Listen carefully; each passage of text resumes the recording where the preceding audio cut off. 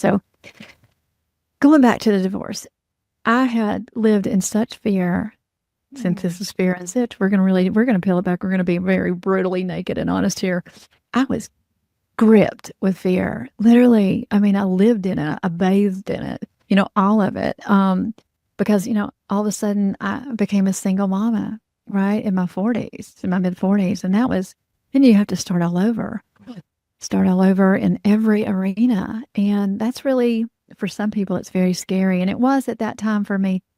Like I said, though, now I'm so grateful because I'm broken up with fear. And it doesn't rule me anymore. But there for a long time it did. So that was a really huge kind of life event that really forced me into kind of learning this healing work. Because I took a deep dive, right? I needed to heal. Hey, friends, welcome. Today's episode is such a personal one for me. I want to introduce you to Hilary Porta. She's a life architect and a business alchemist. And seriously, she helped me uncover and clear some limiting beliefs that had been hanging around for decades. And I mean, decades. I had done so much work over the years, but could never really reach the core of it until Hilary. In just 2 sessions, she helped me break through what felt like layers that would normally need a full excavating crew to dig out. Hilary's magic, well, she blends brain science and ancient spiritual wisdom with a precision that blew my mind. She calls herself a neuropsychological junkie, a spiritual rebel, and a sacred space holder, and she really lives up to it. So get ready, because today's conversation is packed with wisdom, a lot of heart, and some seriously life-shifting insight. So let's dive right in. Hilary Porta, welcome to Fear Unzipped. I love you. I'm just going to say that to the world. I love you. I met you through Alexa Fisher, who was another guest who I'm madly in love with. Oh, yes, absolutely. Who could not be, right? It's impossible. Shout out, Alexa. And I'm falling in love with my guests. I really am. But you and I instantly bonded. We did. I love the work you do. I'm just going to give a brief introduction here to you, and then you're going to take center stage, because you are superwoman to me. Okay. You are a business alchemist and you are a life architect. I love those words, and you can kind of unfold those and unwrap those for us, because I love that. This is what I do love. You combine neuropsychology with business strategies with ancient wisdom. Yes, to me, absolutely. That's perfection, Hilary. That to me, no, it is, because we need that combination, I think, to grow and to understand ourselves. Because right, biggest question is, who am I? We don't know. And I'm right there with everybody else.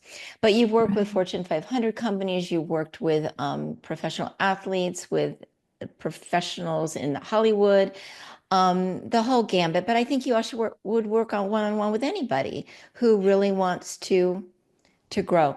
So yes, I'm going to toss this to you, my dearest Hilary, and I'd love for you to share with the world your backstory, because it's what got you where you are today. And of course, this is a podcast about fear. So I'm sure you stumbled upon a bit of fear in your life. Wow, that's just I have that. I studied fear. Let me just tell you. Actually, I lived fearful for so many years. So yeah, fear is dear and near to my heart. And I've actually had a breakup. I've broken up completely with fear. So just so you know, I had a big breakup with fear. So We love that. I know exactly. Gosh, okay, where to start? Where to dive in? Right? Yeah, I I start, I guess I'm sort of going, ha, ha. But the truth is, if I peel it right back, so I, was in corporate America for a really long time, and I kind of cut my teeth on that and consulting and, traveling the world and things of that nature. And now I call myself a corporate refugee. Seriously, which is really funny because, I also, coach a lot of corporate and, get to serve a lot of the Fortune 500 as well. But it's all about freedom for me. And I looking back and what were some of the biggest defining moments was I actually had you mentioned the divorce, and so that was a really big catalyst for me.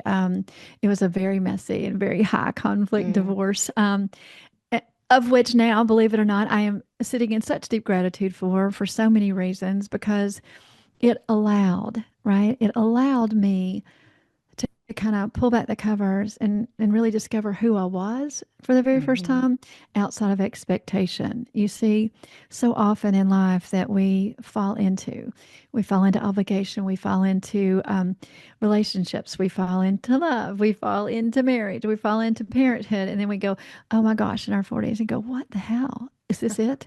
Right? And and so I had the unique opportunity, right? I was actually, let's just be quite honest, I was pulled and dragged through it.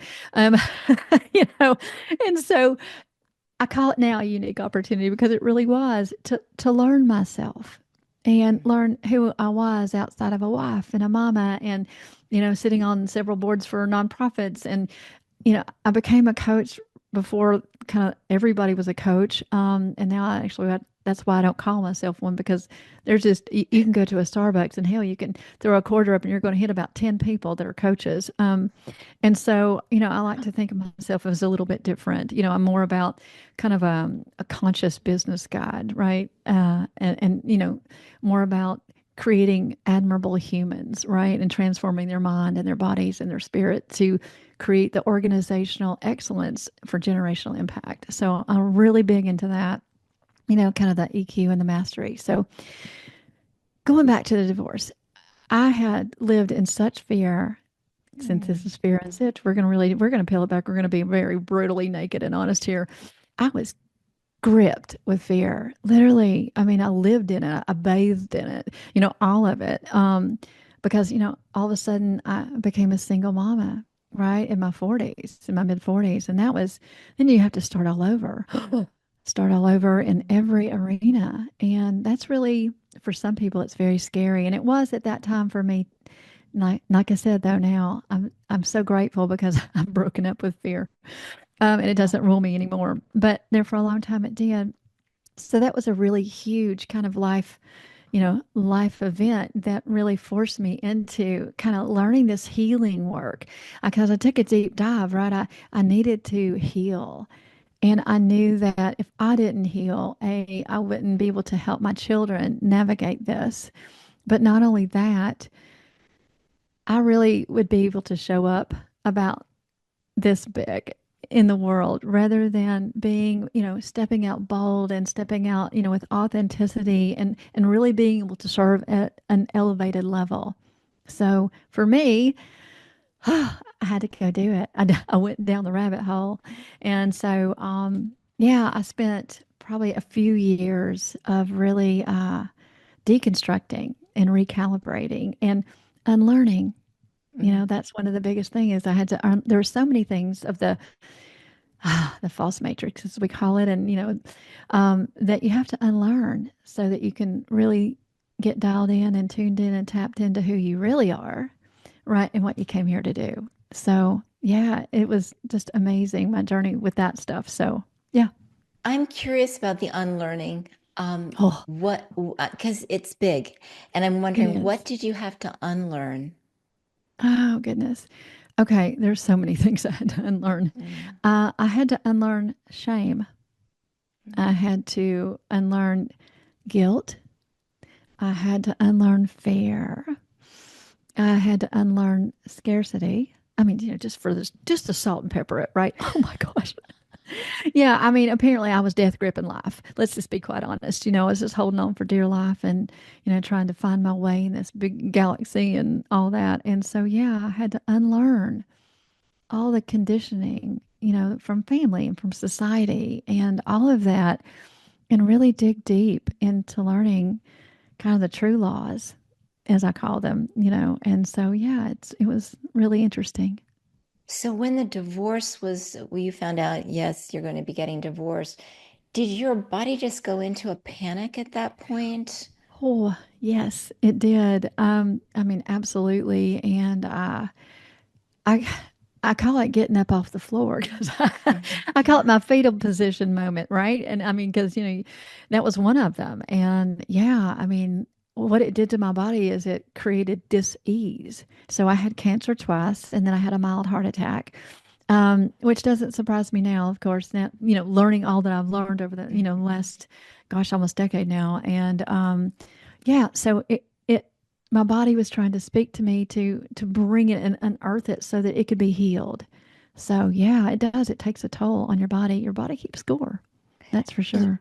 it sure does. And I think, often wonder, do we have to go through trauma to awaken, to figure Right. ourselves out? But a lot of people do go through a lot of trauma. But Hillary, I've also heard, and in my own case, when I have gone through some trauma in my life, I'm so grateful now. Oh, I am so grateful. At the time you want to go, oh my God, I'm in hell. This is awful. My life is over. And now I look back and I applaud and I smile and I almost want to do a little happy dance, which those Yes. people right now who are listening that are going through the trauma at this very moment Yes. are going to go, there's just no way in hell that I will feel that, but they will. They will. They absolutely, and they'll think it. So there's a wonderful Bible verse, right? And it's, Paul is encouraging, to give thanks in all, right? Not just in the good times, not in whatever. Mhm. But, you know, for me, I understand it so much better whenever trials, and it talks about whenever trials come, right? Mhm. Embrace it, get excited. So I used to think that he was smoking, some weed or something when he was, really talking about this. But the truth is that as I've gotten older and I've had more experience with this, I literally I do get excited now because I'm thinking, oh, excellent. That means I'm leveled up, right? Next level, next levels. And not only that, it just means that I am I am being alerted to something that I no longer need. And I'm embracing it. So I get really super excited whenever, I have something that triggers me or, causes some heavenly sandpaper. I'm just nuts, because I love it. I'm like, oh, yay, I get to go next level now. What did I win? you know? Oh my gosh, heavenly sandpaper. Do you know, Hillary, the same thing with me. The first when I feel it and I'll go, oh, I get that little stomach ache and go, wait a minute. Nothing in the world is happening because it's trying to put you down. It's happening to No. show you what you can possibly be. And so now Yes. I get excited too, and I go, okay, okay, this Yeah. is, I'm Okay. gonna learn something here. And I can't say it's Yes. always easy. I'm human and I do go through my moments of, oh shit, oh no. Yeah. But they don't linger for very long because I Exactly. know it doesn't serve me and it doesn't serve anybody else really if I'm in that space.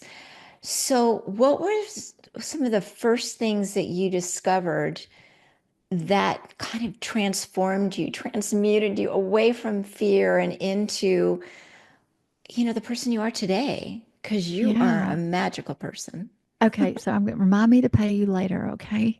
Yeah, no problem. And thank you for that. That's really very kind.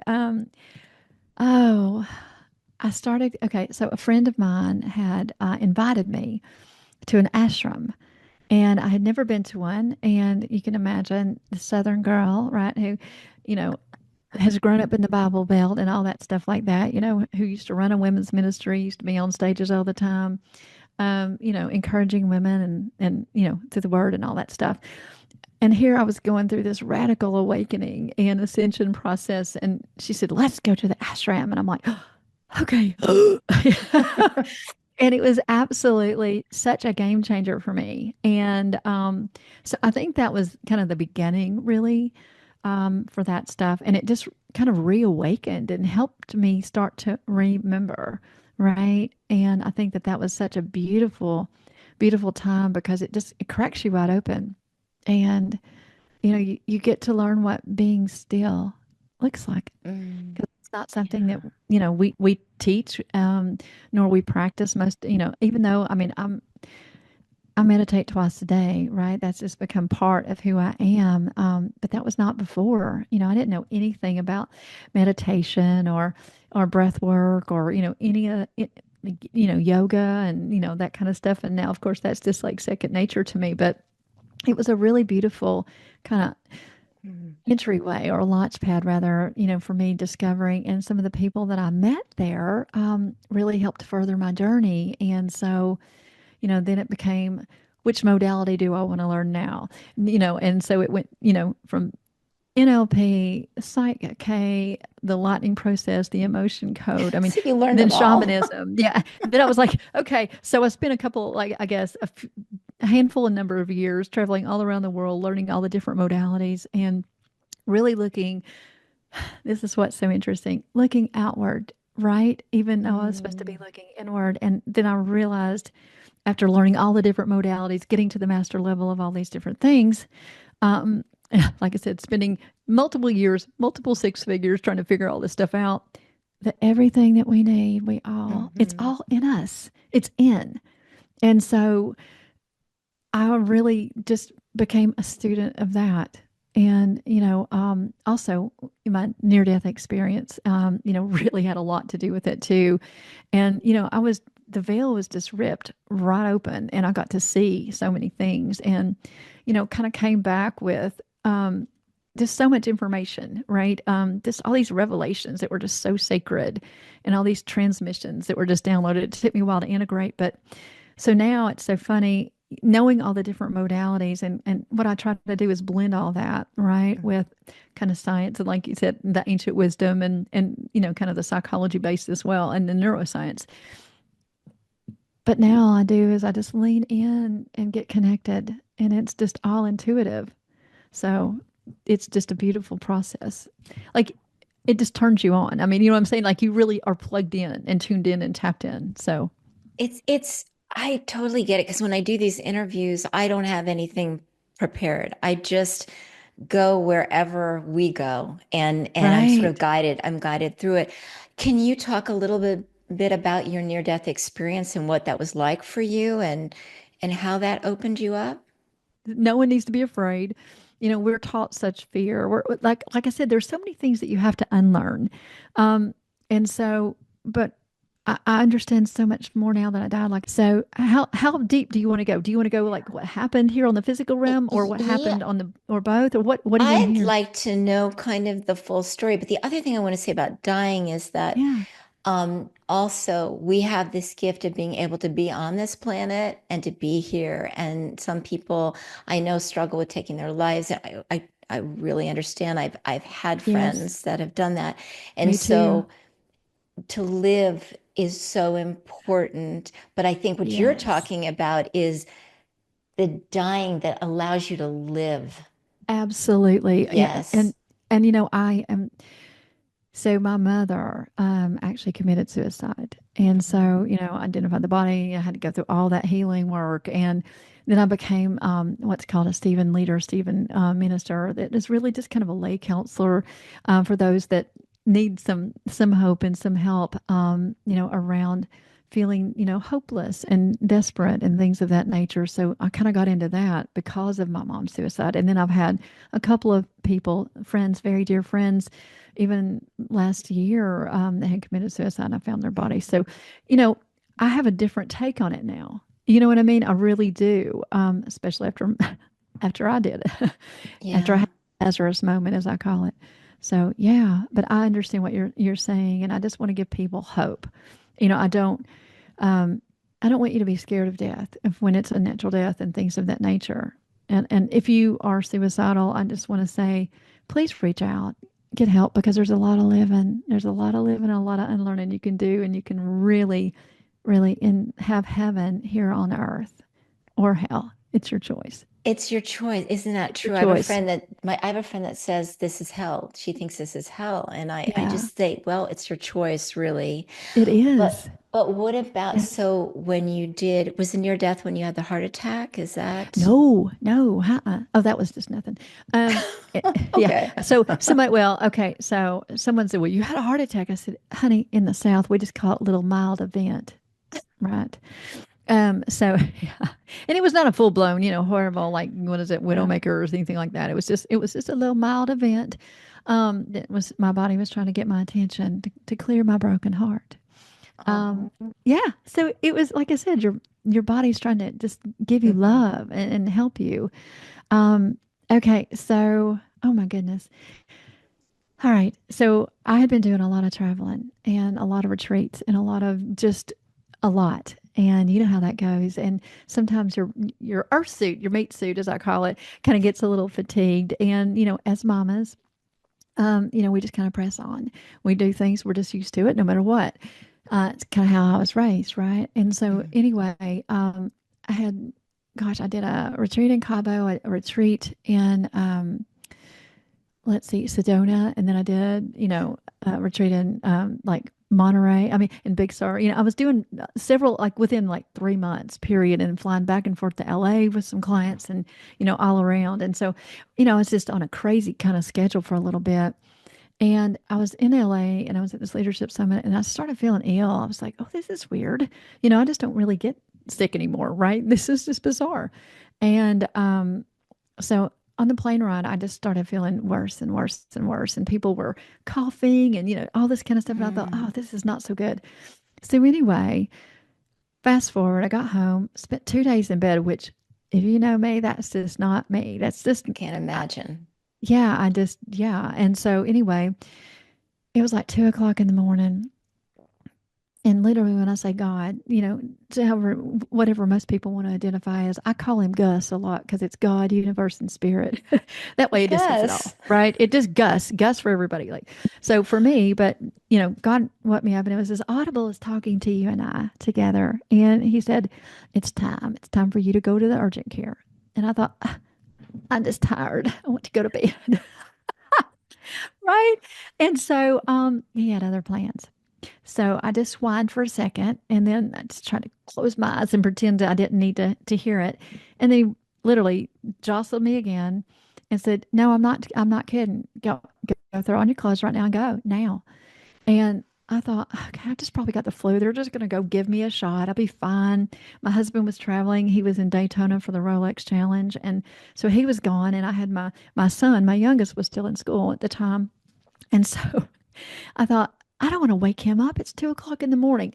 I'm going to go to the urgent care. They're going to give me a quick shot, a quick jab, and then I'm going to come back home. Well, because I figured, that's a few hours. He doesn't normally get up until about 6 this anyway, right?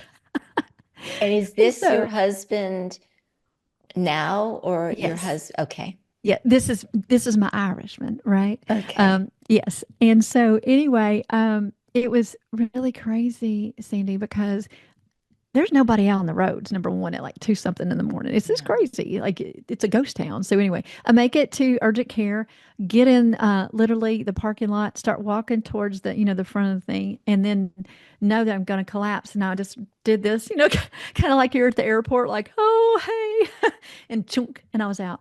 So what was really unfair, and I just want to say this for the record, was that I had to pay for a really expensive ambulance ride, and my first and only ambulance ride, damn it. And I didn't remember any of it. So I think I got ripped off, number one. So, they could have just put me in an Uber and just sent me to the hospital. I don't know, right? But so that was my first NDE right there. And that one was really interesting because it was kind of just swimming in the void. Like, Mhm. it was not much. It was just interesting, right? I mean, it was swimming in the void. It was different. But then apparently, so I don't know if you're into numerology and if you're into the angel numbers and things of that I'm nature. very much into it, but I don't know enough about it. But I see consistent like 111s all the time, five five Yeah. fives all the time. Yeah. Okay. So then you'll know what I'm saying. So it was January 23 of 2023. So it's 2323, which was interesting. Mm. Then what Hmm. was even cooler was I was admitted at 222. Right.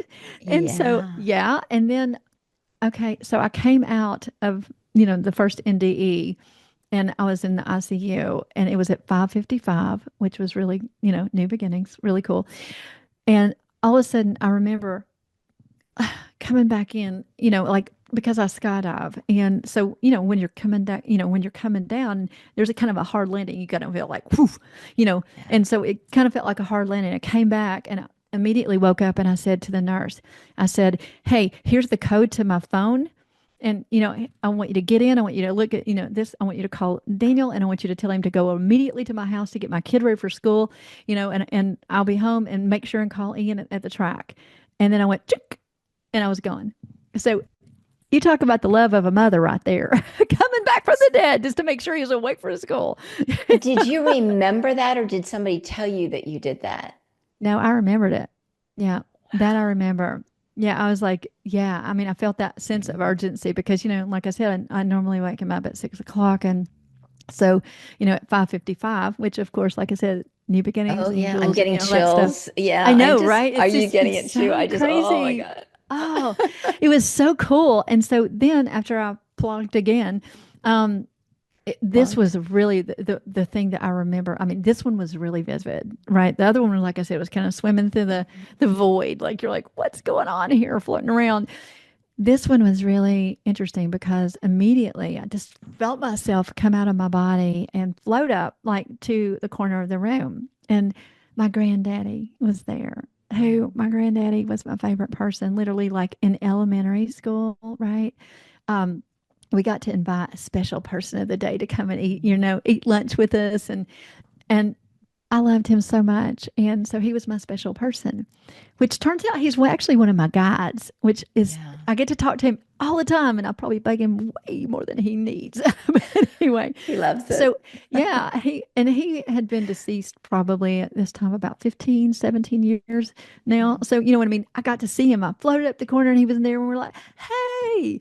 And it was Oh. so amazing. And I just never will forget his smile. It was just, it's just so beautiful. And, it was really, it was so beautiful. And I was looking down. It was kind of like you're watching a movie, right? People are working on you frantically and doing all kinds of stuff. And what had And happened to you? Why were you there? why was I there? Okay, so yes, thank you. Sorry, I missed that part.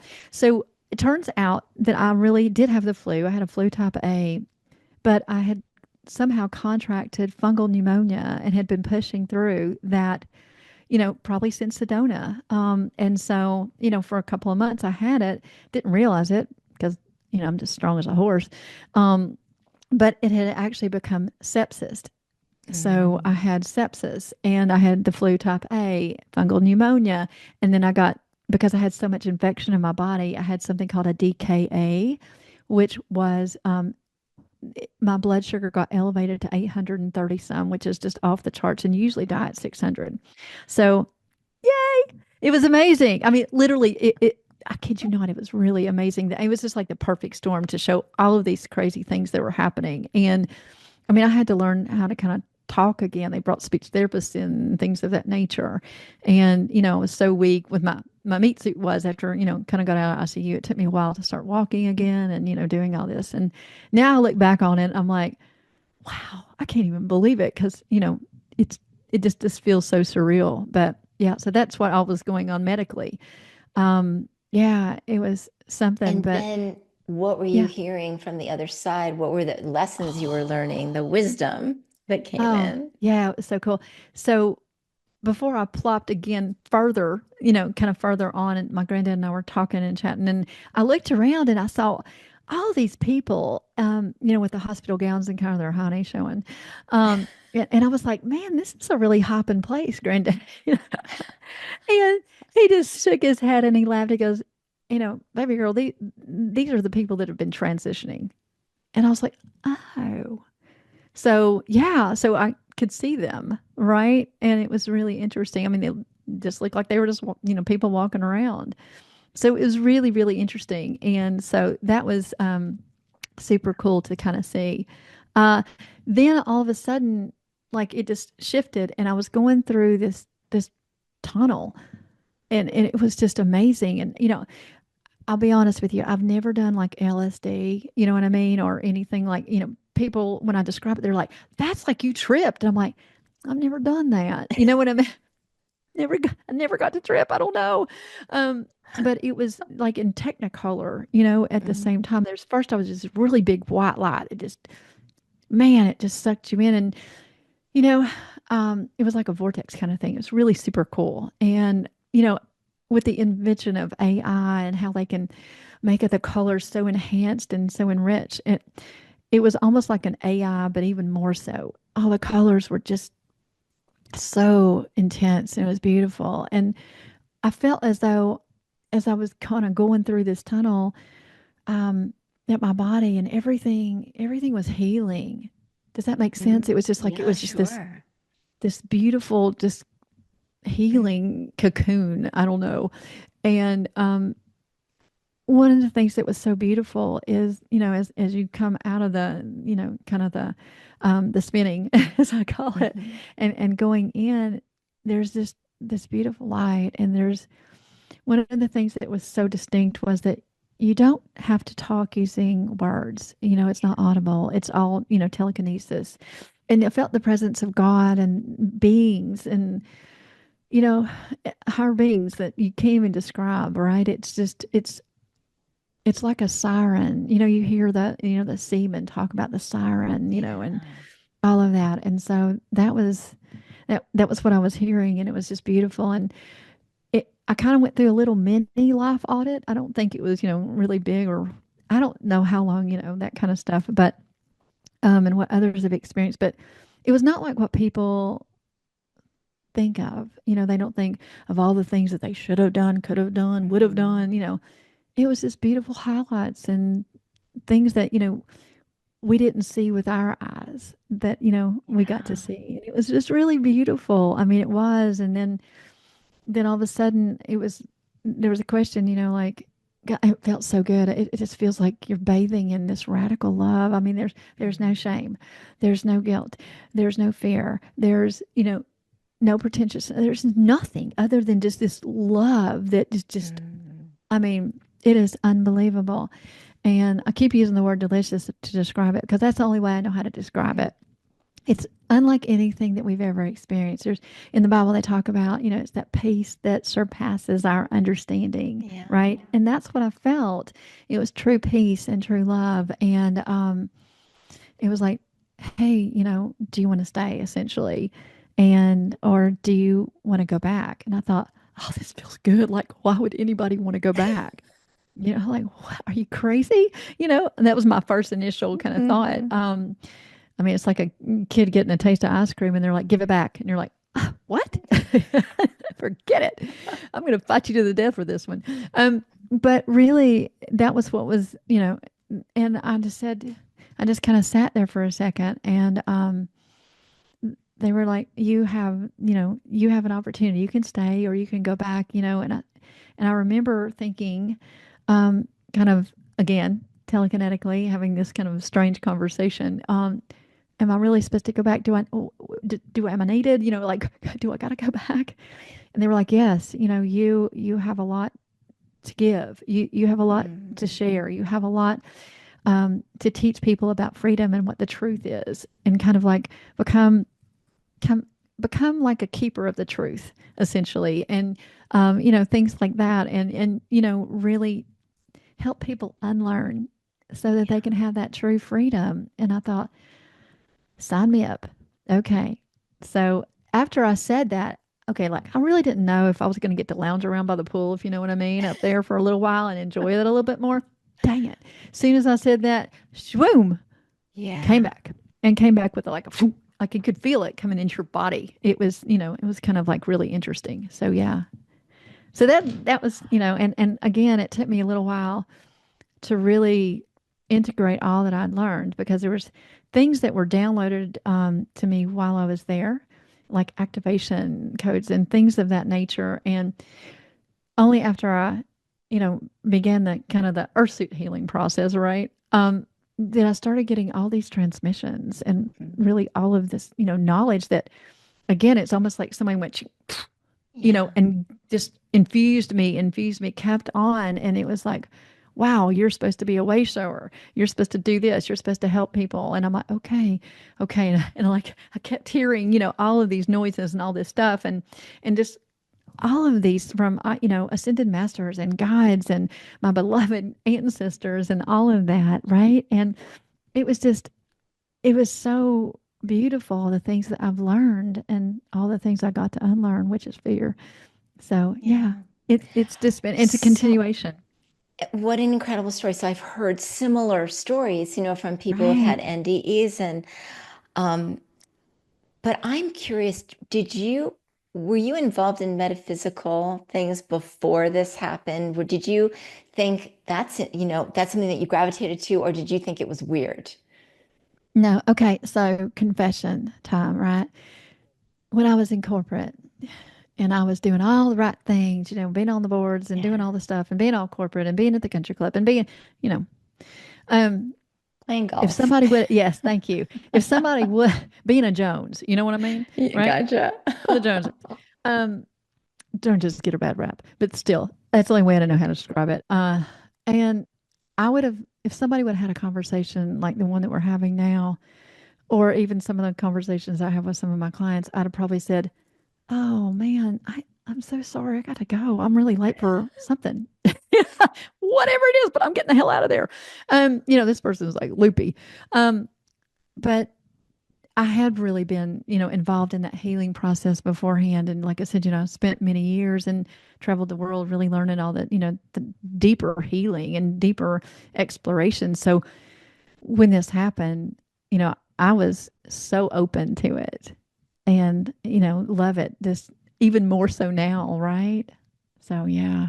And then, so how do you apply all of this to your clients at this point? And what would you do with a client? If I were a client of yours, what would you do with me? Help me, Hilary. Oh, let me tell you, first off, I think I could become a client of yours more so because Um, you were so expanded and so evolved and ascended. I think we're all on this journey, right, together. But, I think people forget that we are made in his image. We are divine. We are the I am, essentially. And we all are creators. I mean, we're manifesting 24/7. And, whether people realize it or not, you really are. I mean, if you speak disease or dis-ease, then you're going to mhm. get what? Disease. If you speak scarcity, you're going to get it. Speak anxiety again. I mean, God said, hey, let there be light. Boom, well, there's light, right? So, I mean, we're great creators. And I think most people forget that all things are possible with God, not with man, but God. And so when With you Gus. elevate, there we go, yes, With exactly. Gus. And so when you start elevating your thinking, and your consciousness and your frequency, and you take a look at that and you really examine your belief systems. And that's what I really help them do.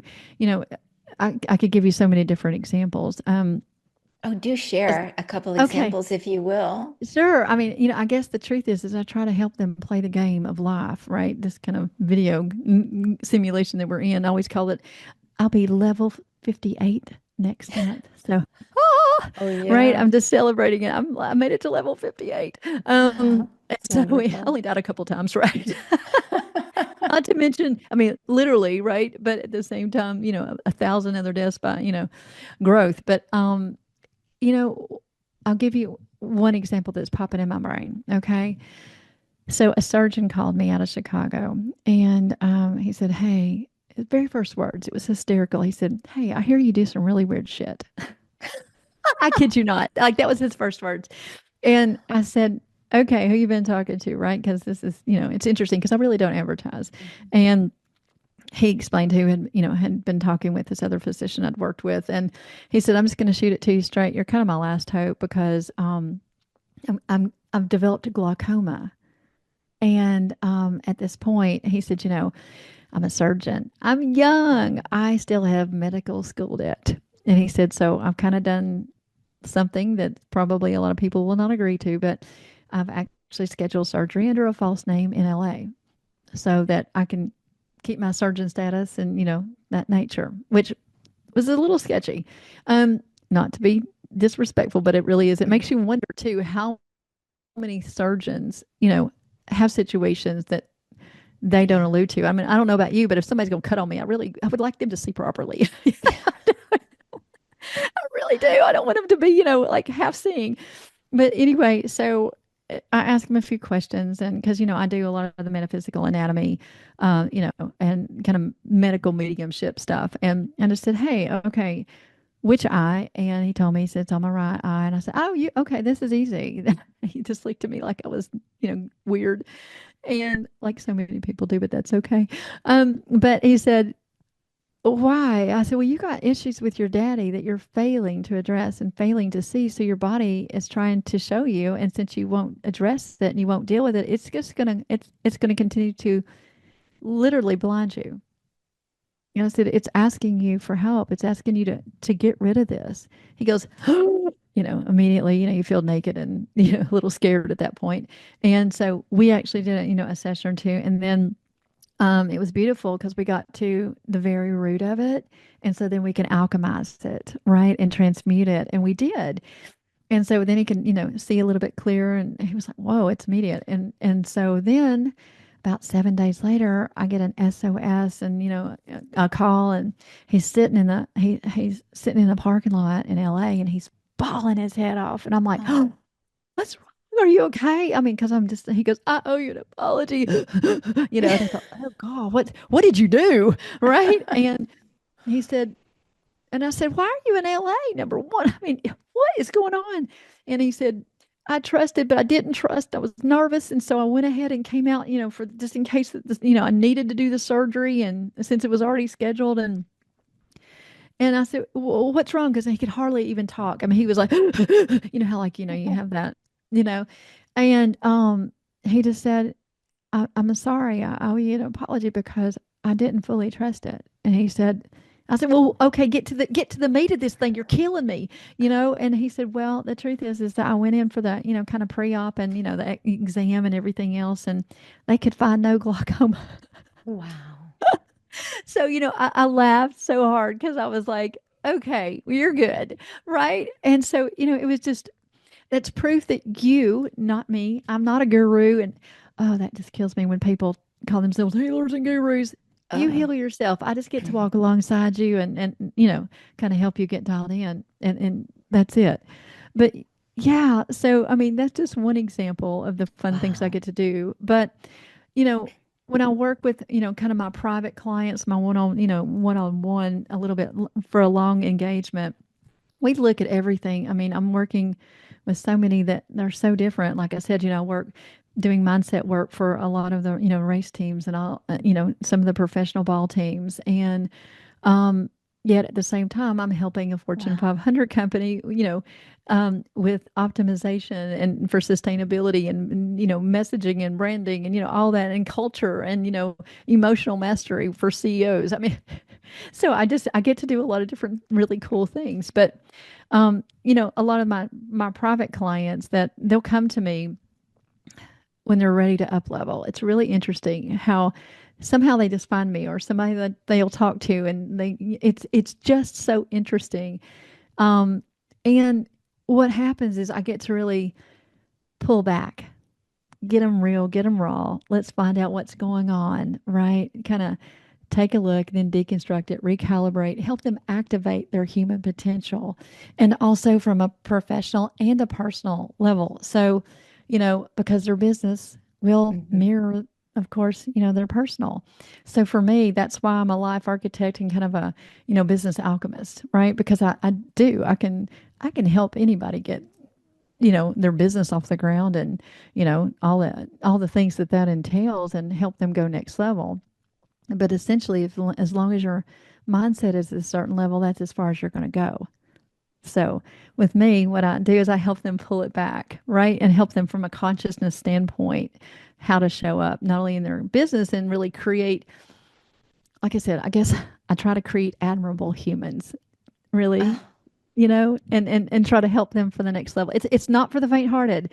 I am not no. one of these fluff and buff, easy girl, coaches that's not going to push you. I'm going to push you till you go, holy crap, you know, but I'm going to help you really, as I call it, like a lobster has its exoskeleton. That's really hard. I mean, I know you know how hard a lobster Yeah. shell is. We're going to take it off. And so you can grow a new one that's going to help you really be, bigger and bolder. And so, Limitless. That's what I help. Oh, Limitless. and find their superpowers, their innate Yes, because they've superpowers, got which them. we Yes, all have them. I And I say know. that all the time. And I mean, I'm feeling doing this podcast, just having it come into me. This feels right to me. This Oh, feels right. yeah. And meeting people like you. I mean, this is like such a gift to me. But I bet a lot of your clients come in and say, I'm having trouble with my employees and I need to figure out how do I make a more conducive work environment. Yes. Little do they know they're going to be vivisected. Yes. Yeah. What, I talk a lot about words and the words we tell ourselves and how dangerous words are that we really need to be careful what we say. And I mean, one thing, you work a lot with money. This is actually something I also I want to tie do. into that. Okay. So, money is the root of all evil.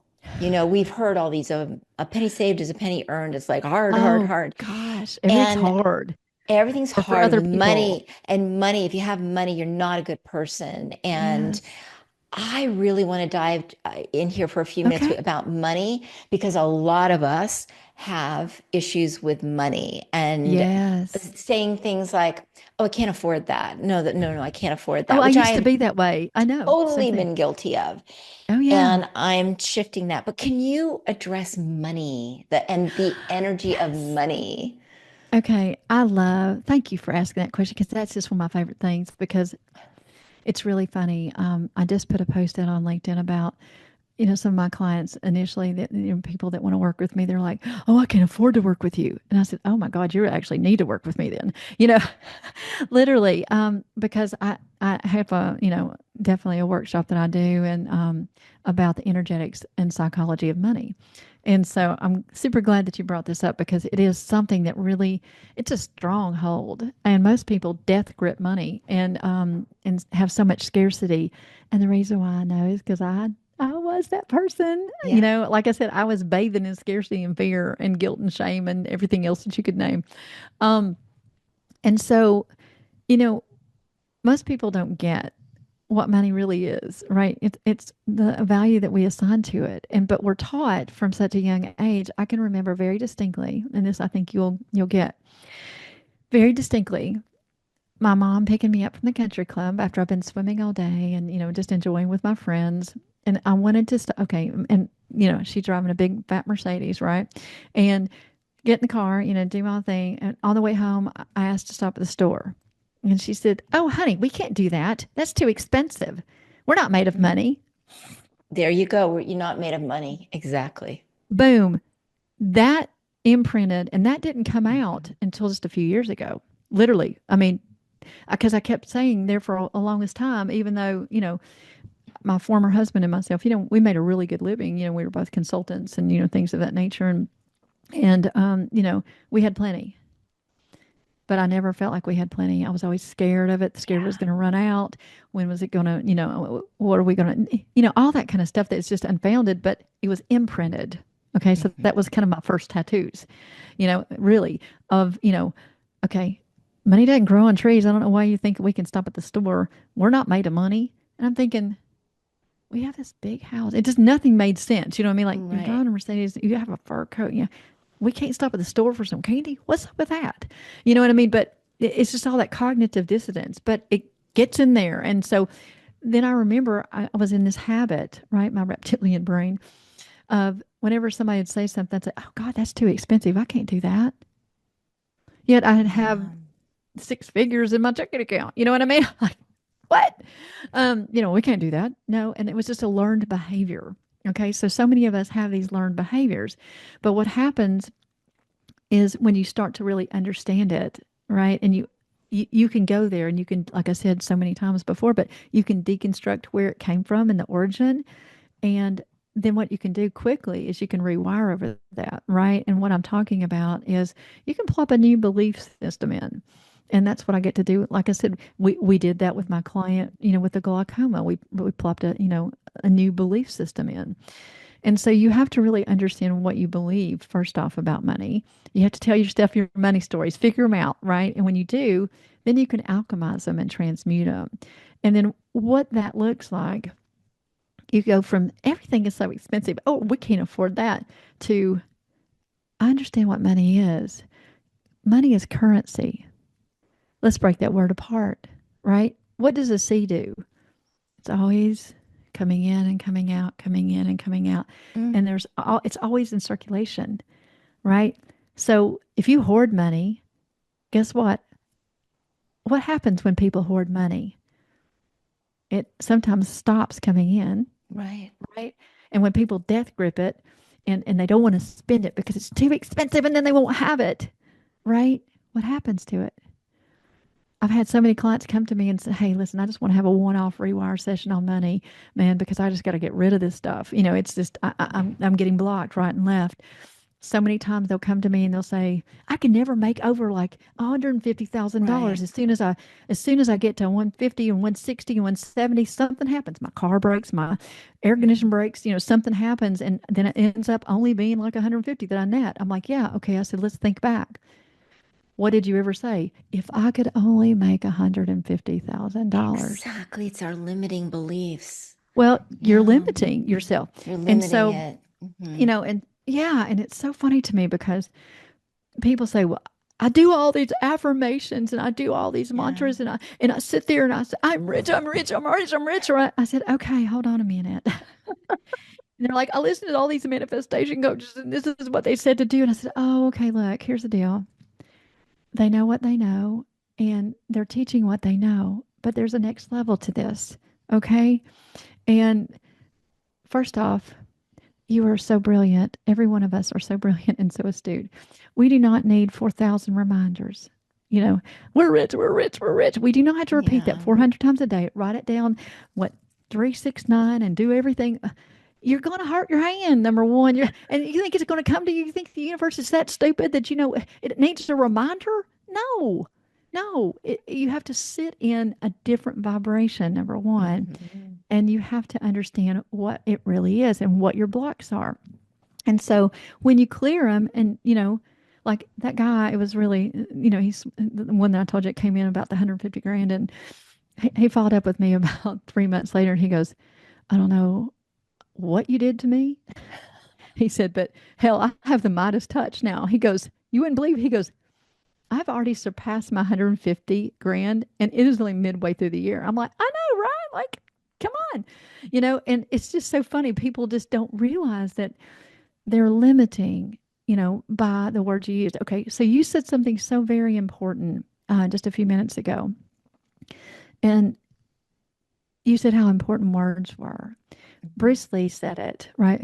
He said it. Don't even whisper. Do not even whisper anything negative to yourself or about yourself at all, period. Because again, self-fulfilling prophecy, you're manifesting 24/7. And what happens is whatever you're thinking in the inner game, right? Whatever you're thinking, guess what's going to happen? It's going to be magnified and then manifested. And it's a Boom. magnet. It is a magnet. It's a magnet. Yeah. It is. So for me, words are spells, and it's so incredibly important to sit there with knowing that, and this is the hardest thing for people to get.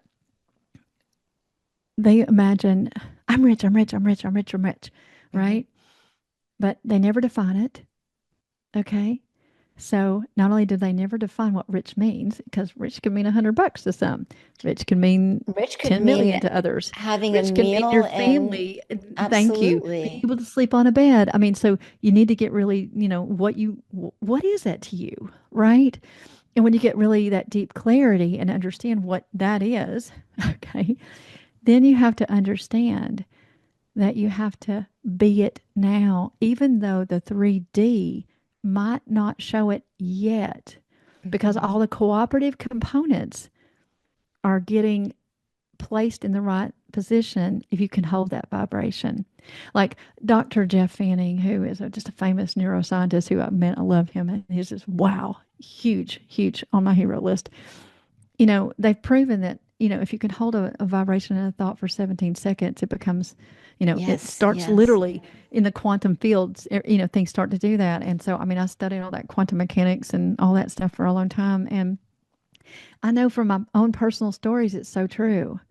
I mean, after my divorce, like I said, I was in fear and I was bathing in it and I was bathing in scarcity, like, oh my God, oh shit, now what? Right. All that kind of stuff like that. And I noticed when I was in, looking back, you can gotta always go back and connect the dots. And I look at how I blocked everything and how simple it would have been. And I hate to Yeah. say that because most people, they spend 15 years in therapy and they do all these things and all these, self help books and they drown themselves in all the other stuff, which just actually magnetizes more of that stuff to them. Right. And then they spend an hour with me and they're like, why didn't I find you 15 years ago? I'm like, sorry, man. It's profound, but it's subtracting to add and really getting into the meat of it. And so to manifest money, you have to already feel abundant. You have to Yeah. know you're abundant. And no matter what the 3D, so if you look at your checking account and if it's like, "Nink," and but you go, that's nothing, and become unbothered by that, then unbelievable thing. It just starts boom, boom, boom, Yeah. boom, boom. So, It yeah. is remarkable. It's remarkable, Hillary, how our what we say to ourselves really is what we put out there. It's the energy that we put out. I posted something today that said that somebody else had posted that said, it's not our age, it's our energy. A And hundred I percent. I just love Oh, that. And I just thought, and I wish I knew the person who posted it. I don't, but I'm learning all this right now myself. yeah. So, and I Well, get to learn from all you I'm just wonderful, learning deeper. I mean, I look at it like this, Sandy. I try to have a beginner's mind always. And always. I always want to stay curious because I know I can go deeper and deeper. I Mm, mean, I think one of the things that was so really amazing about the NDE was that, like I said, like the veil was ripped and I got to see just the false matrix and all the lies and all the distortions. And I got to really see it for what it was. And so now I can be unbothered. And now I can I can kind of chuckle and laugh whenever I come across an issue or something like that because it's all these different codes and activations and things of that. It's all in us. We just have to get still enough to really tap into it. I think that's the key. I think getting still, not being afraid of stillness, and also feel what you want. I think that's the key. Trust it, but Yeah. also feel it because you can say, oh, I want to be rich, whatever that means. Yep. But if you, everything has to be with the way you feel. And I used It's to, all about it. it is. So I think that we had a beautiful dog, George, my daughter's dog. I love George. He was my soulmate. I loved him. Oh. And I'd look in his eyes. And so when I want to feel love, if I'm just feeling like I'm having kind of a down day, I see George's eyes and I feel it instantly. So it's great to have some sort of an association, that if you want to feel something, just find that and feel it, and it makes all the difference. Hillary, oh my gosh, this has flown. I mean, I, flown I by. just now looked at the clock too and I'm like, what? Oh my I goodness. know. I I do have some questions I want to ask you that I ask Absolutely. all my guests. But we're going to do this again because I think we only like it's the tip of the iceberg is where we got to today. So let's just go down these few questions and Sure. um okay, what's your number one go-to strategy to relieve mental distress? Ah, that's a great question, by the way. Oh, thank you. My number one strategy is to get still.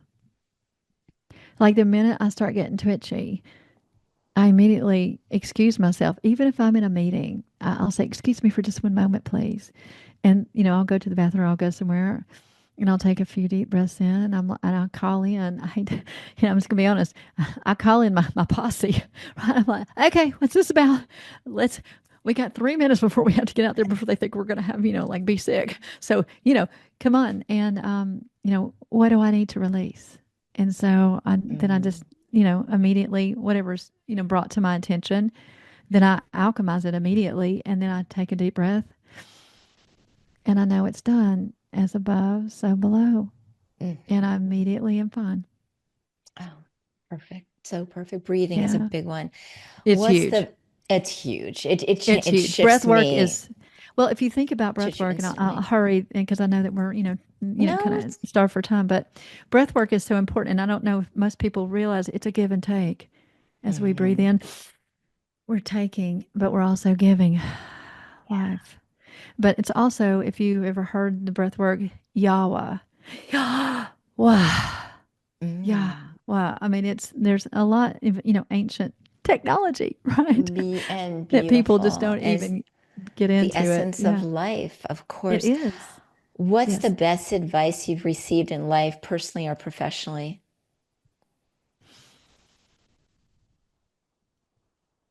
To surrender. Mm, Yeah. Talk about vulnerability right there. But it's to surrender and trust, beautiful.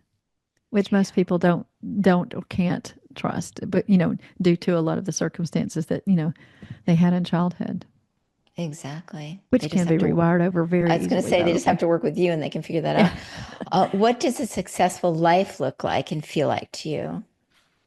Oh man, building a what I call a world class life, right? It's all juicy.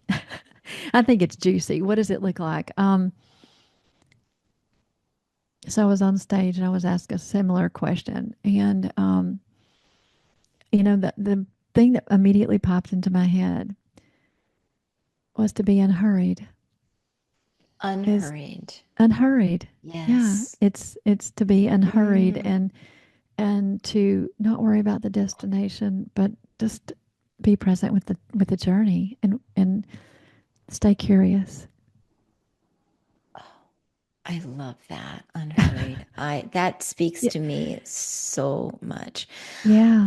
For those who are looking to make positive changes in their lives, what advice can you share to make the journey more manageable? Like if somebody just started and they think, okay, I'm going to really do some self-development here, and there's so many Oh, modalities. What do you think would be a good place to start with? oh my goodness. Oh, um, that's a really big question. It is a big Truthfully, question. that's a really, really big question because, what might be a good starting point for one person might really not be a Mm, good starting point for the other. And I'm not trying to be vague, but no, that makes sense. yeah, I think that, and it's really interesting, that the old saying, when the student is ready, the teacher appears. Mhm. I really do feel that that often happens, and it's kind of kismet, right? And, something will happen that will trigger something, and all of a sudden a new awareness will break through, and then, it just continues to snowball, and, it becomes that the momentum grows. It sounds like we need to just be aware, just notice what's around us and be aware and just take the time and be unhurried because that Yes. certainly has happened in my life and that you're absolutely right. Okay, the Yes. final. Um, it's a sentence. In the past, I was, and now I am. In the past, I was living in a destroyed state, being a Mhm. Jones, if you know what I mean. And today, I am free, and I've broken generational curses, and I am here to be a freedom fighter and a fairy godmother. Well, there, I think that's kind of perfect to end on that. Hillary, where can people find you if they wanted to connect with you? I have several places. They can find me at my website at hporta. It's HPORTA.com. So you can follow me. You can go to my website. You can sign up for my newsletter on my website. It'll actually have a pop up there. I have a newsletter called Managing the Space Between the Mm, Space. And mm. so it's got tools and, lots of information there for you. Um, there's another program that you can access with me. It's called Ascend. It's all about, awakening from the consciousness level, and it's ASCEND.HPORTA.com. And so if you want to learn a little bit more about rewiring and kind Mm. of, the subconscious sculpting, you can go to rewire. REWIRE.HPORTA.com. So pretty much Wow. all of it right there in And one. just so listeners knows, all of this will be in the show notes. So if they didn't have their pen and pencils ready with them, all of that will be in the show notes. Hilary, my dearest Hilary, thank you so much for taking the time with us on Fear Unzipped and us. And I so look forward to doing this again sometime. Me too. And Sandi, I just want to say, what an absolute privilege it is to be invited onto this amazing platform that you've created in this podcast, because you were called for this. You were really called for this.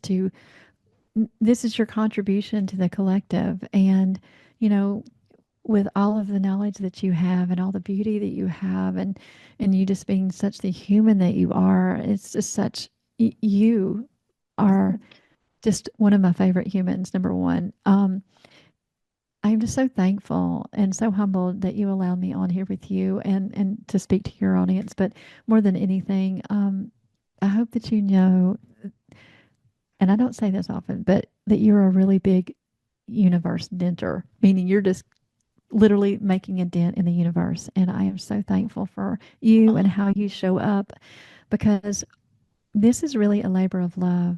And this is a huge contribution. So thank you, Sandi, so much. Oh, Hilary, you get my heart. Oh my goodness. I see you is what it is. I see you, You do. and you're beautiful, and you're just delightful, and you're just such a giver. So thank you Oh, for that. love you, love you, love you. Thank you, Hilary. And we'll do this again. We'll do it again. Mwah, mwah. Sending lots of loving kisses to you. Right back at you. Thank you.